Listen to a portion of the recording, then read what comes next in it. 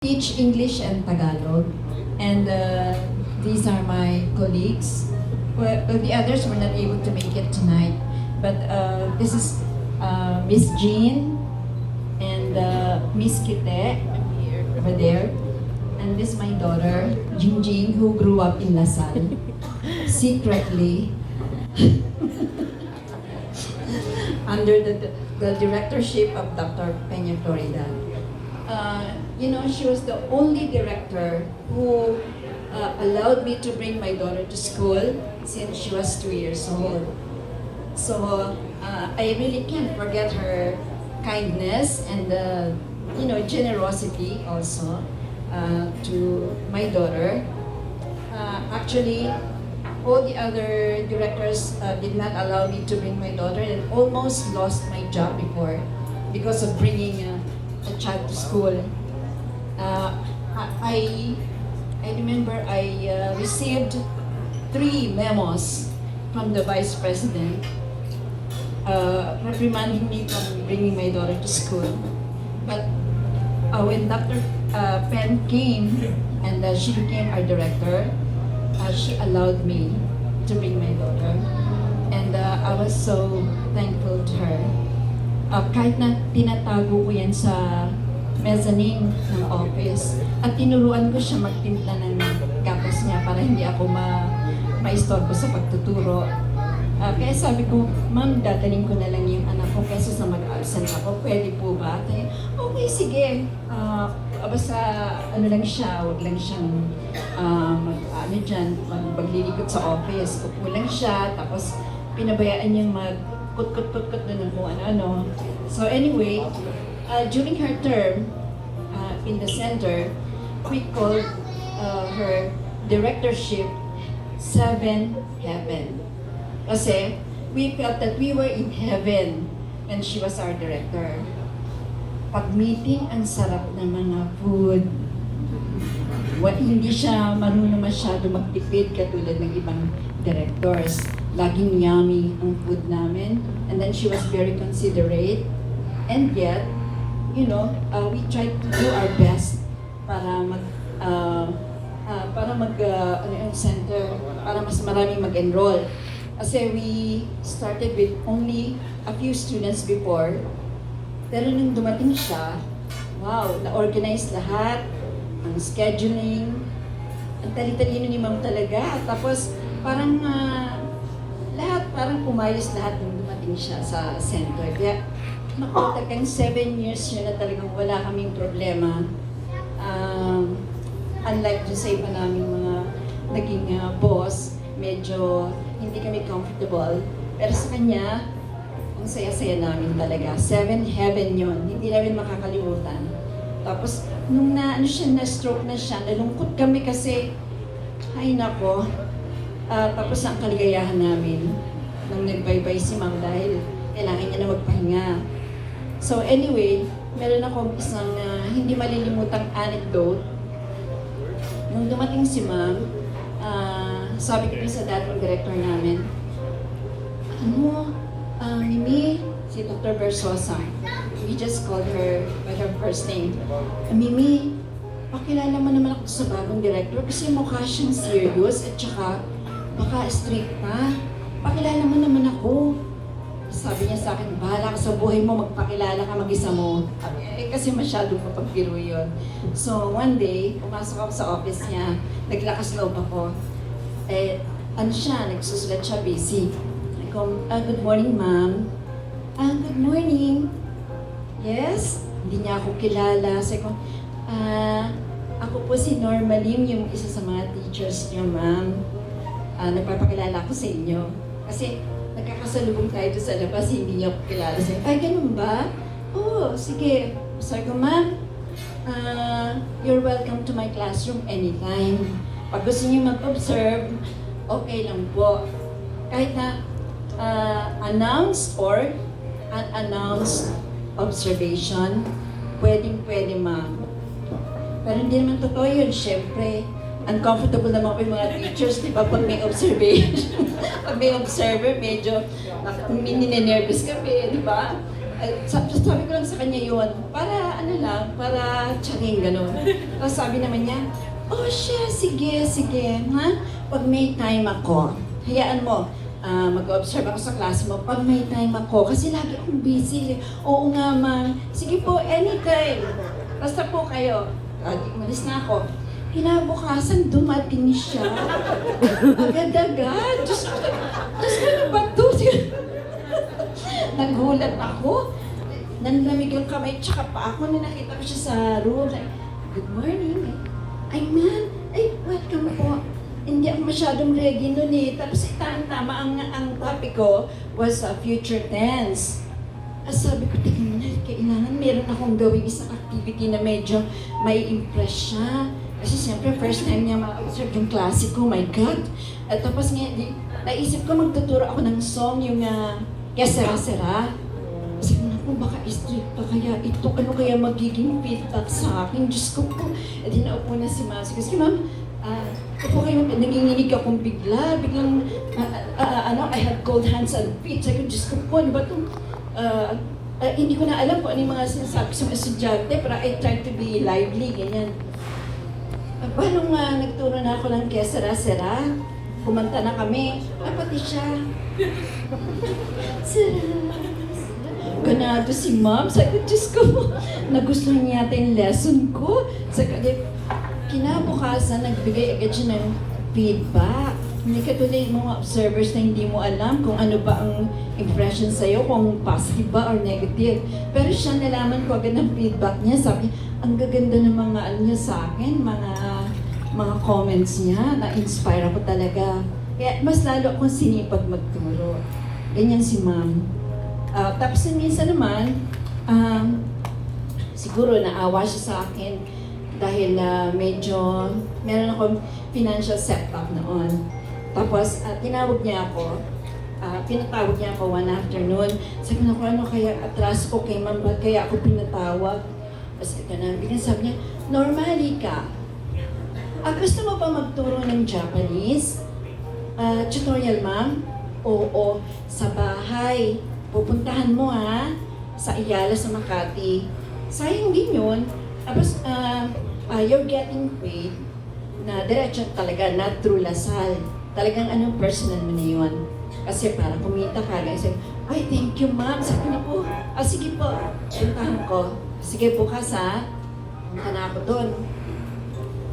Naku, pagdating ko doon, dalawa lang sila yung Japanese na businessman, tapos yung driver niya. Nagpaalam yung driver niya, sabi niya, Ma'am, sige po, bahala na kayo dyan, nandyan yung amo ko. Nasa loob, aalis ka na ba? Sabi, opo, umalis na yung driver. Ako lumabas yung Japanese lasing. Tapos sabi niya, oh, so, you're my teacher. Noon po, medyo sexy pa ako. Kasi medyo bata pa ako. Mga 30s pa lang ako. Oh, so you be my teacher? Yes. Sabi niya, okay, just wait for me. I'll just take a shower, okay? Just sit down, sit down, sit down. Natakot ako.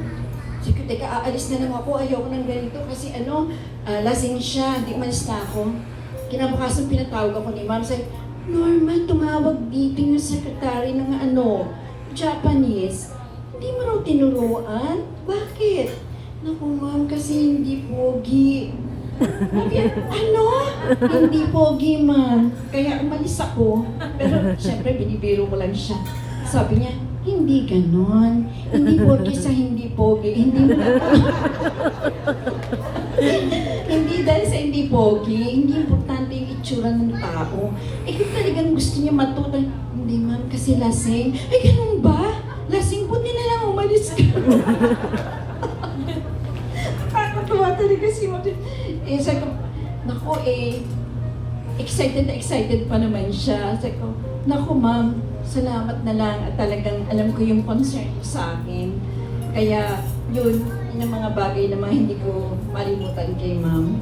Tapos minsan nga sabi ko sa kanya, Ma'am, natatandaan niyo ba yung nung ganyan-ganyan? Medyo. Sabi niya, Tapos minsan, Ma'am, noon umuutang ako sa inyo, naalala niyo ba? Pagka may sakit yung anak ko, kainin yun. Hindi niya na pala natatandaan. Sayang, dapat di ko na binayaran. Sige po. Ito si Regine, meron sila kasi share na anecdotes tungkol kay Ma'am. Thank you, Ms. Norma. So, naisip ko, mas magkasalta pa siya para hindi na ako magkasalta. But for mom's sake, gusto ko magsalita. So, when mom started teaching sa Lasal, guys, she started to be our course. So, I think she had been there for 2 weeks. She had been there for 2 weeks, and then I came to her and I said, like, Mom, I'm sorry, I have to attend the conference, so I would not be here for the next 2 weeks, right? And then she said, okay, okay. And I did not come back. Actually, it was not because of her. So I went to work for a newspaper as a copy editor. And then when I came back after 2 years, so she welcomed me. Right? So after 2 years, I didn't say that I wouldn't be returning, right? But she welcomed me. And I was very surprised because she gave me the same weight as the other teachers. So even though I was out for 2 years, you know? And then with Kipet is here. So she also worked for another company. I think she was a training officer, right? Then she came back also, and she also had the same salary as the other teachers. So hindi swapang si Ma'am eh. Yung ibang mga boss sabi, oh, you were out for 2 years, and it's not only lang at the start, no? yung dati mong way. But Ma'am was very kind, very patient, no? And then we had another teacher, Romano. So he's now married to a Chinese woman, so he's teaching in China. And then he was also out for, I think, 2 or 3 years. He went to Korea, so he taught there. And when he came back again, of course, Dr. Tanya Florida also welcomed him. So ganun siya kabait. And then I remember, Norma was saying something about the food that we ate. So I have always been a very big eater, so I really loved Ma'am. So she would ask us before the meeting. We had a regular meeting, so every month we would meet. So what could be our problems? How could we solve our problems, right? So she would ask us, what would you like for the lunch, right? And then she would order this lunch, and it was like plentiful. We had big servings, right? So we still had like leftover meals, leftover recipes or food, right? And so the senior teachers would actually like take home the food. Mrs. A, if you remember, Mrs. Macalinaw, Mrs. Smack, Mrs. Martinez. So they would take home the food. Kami mga bata, okay lang. So we would just eat when we were there, no? Tapos, also every year, so we would have a workshop. And Ma'am wanted to always go to Baguio City. So we loved going to Baguio City. And then there was a time when we were late. So I think there was something wrong with the bus. So we had to, like, our trip was delayed. So when we came, it was like past 10 o'clock or 11 o'clock. And then Ma'am was there, so waiting for us, right? So we were saying like, Ma'am, why are you still up? So you should have been asleep, right? And she said, I could not sleep because she was praying for us. So she was thinking, what happened to them? How come they're not here, right? So she was like really a mother to us. Yeah. So even today, today or yesterday, I think today, Ma'am, you texted me, right? And she said there's a lot of traffic in these areas, right? So please tell Norma and Jean that they should take another route or something. So she was concerned about how we could come here. And then Kita said like, oh my gosh, your traffic is so heavy.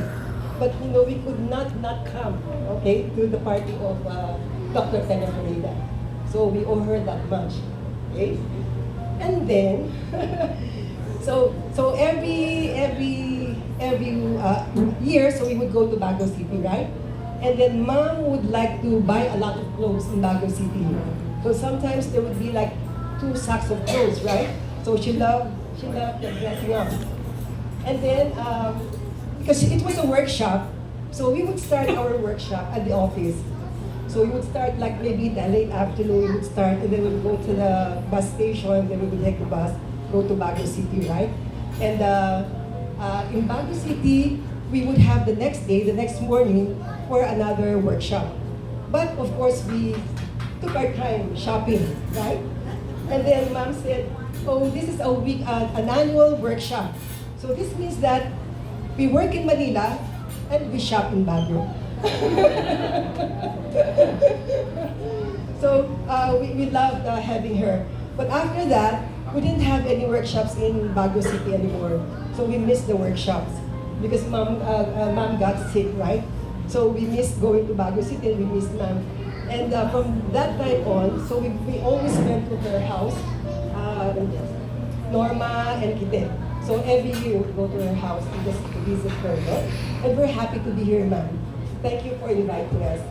Okay, thank you very much. Thank you. Actually, it was supposed to be just Norma, but ma'am said all of you should talk. Thank you for